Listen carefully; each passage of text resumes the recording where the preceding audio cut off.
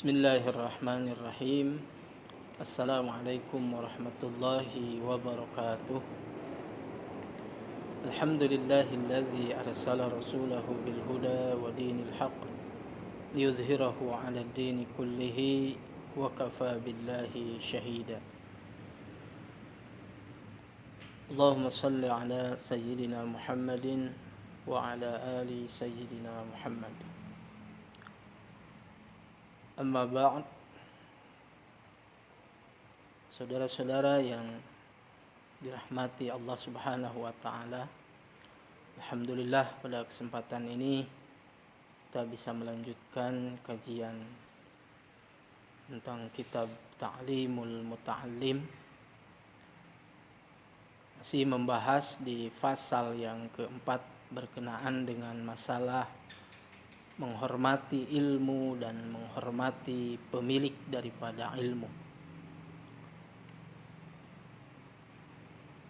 Sebelumnya sudah dirincikan, dijelaskan beberapa hal berkenaan dengan tugas daripada talibul ilm, tugas daripada para pencari ilmu, bagaimana cara mengagungkan ilmu, begitu juga bagaimana cara mengagungkan kitab yang dimana ilmu ada di dalam kitab itu. Nah, pembahasan selanjutnya masih berkenaan dengan masalah ta'zimul ilm wa ahlih, mengagungkan ilmu dan pemilik daripada ilmu. Salah satu sarana untuk mendapatkan kemuliaan adalah memuliakan sesuatu yang mulia. Ilmu adalah hal yang mulia. Pemilik ilmu juga mulia karena dinisbahkan kepada sesuatu yang mulia. Ilmu adalah cahaya. Untuk mendapatkan cahaya diantaranya dengan memuliakan cahaya. Memuliakan juga orang-orang yang ada cahaya di dalamnya, yaitu pemilik cahaya itu sendiri, yaitu ahli daripada ilmu. Berarti pemilik ilmu adalah pemilik cahaya, maka seyogianya bagi para pencari ilmu menghormati pemilik daripada cahaya itu. Nah, wa min ta'zimil ilm, dan salah satu mengagungkan ilmu itu adalah ta'zimus syuraka'i fi talabil ilmi wad dars, yaitu dengan mengagungkan teman di dalam mencari ilmu dan belajar. Wa man yata'allu minhu, selain mengagungkan teman dalam belajar, teman dalam mencari ilmu, mengagungkan juga orang yang mengajar ilmu. Wat tamalluqu mazmumun illa fi talabil ilmi. Tamalluk, mencari perhatian itu mazmumun, tidak terpuji kecuali di dalam mencari ilmu. Fa innahu yanbaghi ay yatamallaqa li ustadhihi wa syurakaihi liyastafida minhum. Maka seyogianya hendaklah tamalluk kepada ustaz dan teman-temannya untuk mengambil faidah dari mereka. Wa yanbaghi li talibil ilmi, dan seyogianya bagi para pencari ilmu an yastami'al ilma wal hikmah bitta'zimi wal hurmati, hendaklah mendengarkan ilmu dan hikmah dengan penuh pengagungan dan penuh penghormatan. Wa in sami'a mas'alatan wahidah atau hikmatan wahidah alfa marrah, walaupun sudah mendengarkan suatu masalah, suatu ilmu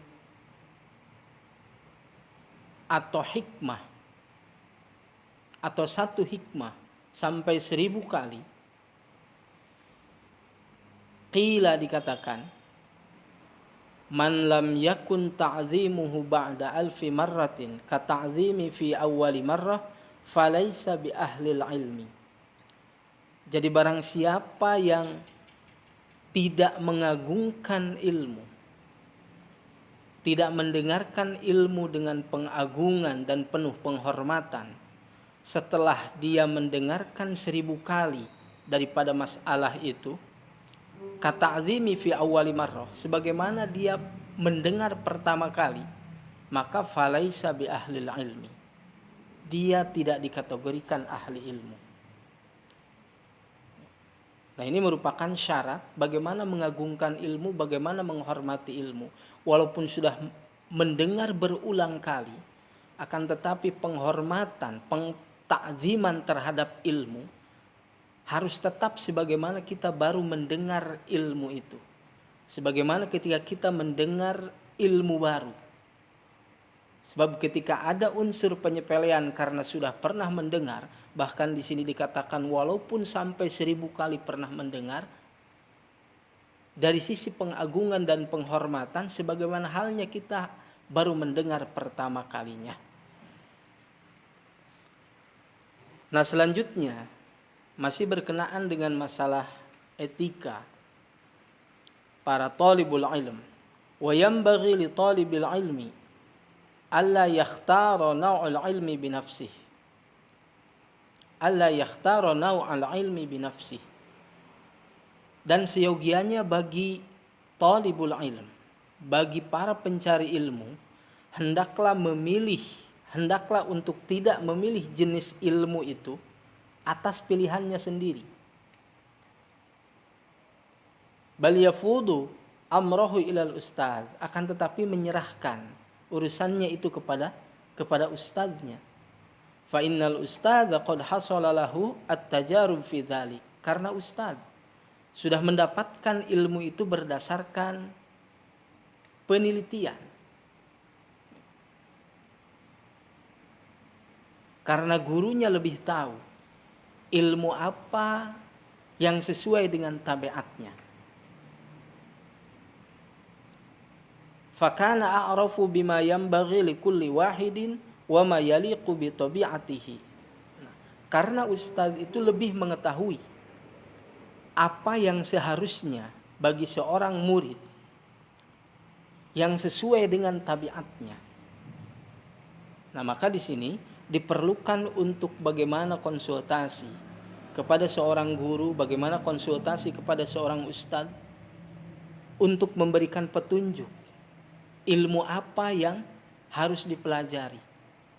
Karena sebelumnya kita jelaskan bahwa mempelajari ilmu itu harus berurutan.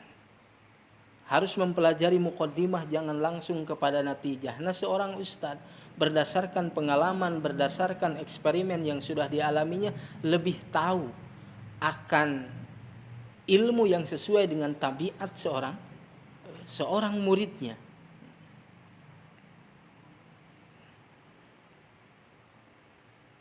Nah, untuk apa? Supaya memang ilmu yang dipelajarinya itu sesuai dengan tabiatnya, ilmu yang dipelajarinya itu bisa bermanfaat bagi dirinya dan juga bermanfaat bagi orang lain. Nah, selanjutnya di pasal yang ketiga ini merupakan penjelasan terakhir bagi para pencari ilmu. Wa yanbaghi li talibil ilmi ay yahtariza 'anil akhlaqi adz-dzamimah. Nah, ini merupakan bagaimana untuk memperbaiki spiritual daripada seorang murid. Hendaklah seorang murid menjaga diri dari akhlak yang tercela. Karena itu fa innaha kilabun ma'nawiyah. Dikatakan di sini karena al-akhlaq adz-dzamimah itu adalah kilabun ma'nawiyah, secara maknawi itu adalah kilab. Wa qad qala Rasulullah sallallahu alaihi wa alihi wasallam, Rasulullah sallallahu alaihi wa alihi wasallam bersabda, la tadkhulul malaikatu baitan fihi kalbun aw surah. Malaikat tidak akan masuk ke sebuah rumah yang di dalamnya terdapat kalb, anjing dan gambar. Nah, terakhir di sini ada sebuah pesan yang bersifat spiritual. pesan ruhani kepada seorang talibul ilm. Karena kebaikan ruhani, kebersihan jiwa, itu pun akan mempengaruhi akan baik dan tidaknya, lancar dan tidaknya, maksimal dan tidaknya seseorang dalam mendapatkan pengetahuan. Ketakwaan, keimanan, kebersihan ruhaniah, kebersihan hati itu sangat mendukung seseorang dalam mendapatkan sebuah pengetahuan. Karena sering dijelaskan bahwa ilmu itu adalah cahaya. Ilmu itu adalah nur dan akan didapatkan oleh orang-orang yang di dalam hatinya ada nur, yang di dalam hatinya ada cahaya. Cahaya di dalam hati akan didapatkan dengan akhlak-akhlak yang mulia, akan didapatkan ketika seseorang meninggalkan al-akhlak az-zamimah, akhlak yang jelek. Maka seyogianya bagi kita talibul ilm, para pencari ilmu, untuk meninggalkan akhlak-akhlak yang tercela, untuk meninggalkan amal-amal yang jelek, dan memenuhi hati kita, mendawamkan di dalam kehidupan kita sehari-hari amal soleh dalam rangka mendukung bagaimana proses kelancaran dalam mencari pengetahuan, dalam mencari ilmu. Alhamdulillah untuk fasal yang keempat sudah selesai. Nah, insyaallah untuk fasal yang berikutnya kita akan menjelaskan di pertemuan selanjutnya. Wallahu a'lam bishawab. Wabillahi taufiq wal hidayah. Wassalamualaikum warahmatullahi wabarakatuh.